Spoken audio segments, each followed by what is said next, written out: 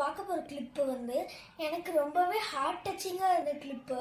என்னதுன்னா, ஏன்னா மார்ச் மாதத்தில் எங்கள் ஃபேமிலியில் நிறையா அந்த செலிப்ரேஷன்ஸ் நடக்கும். என் பர்த்டே வந்துச்சு, என் கசின் பர்த்டே வந்துச்சு, என் தாத்தா பர்த்டே வந்துச்சு.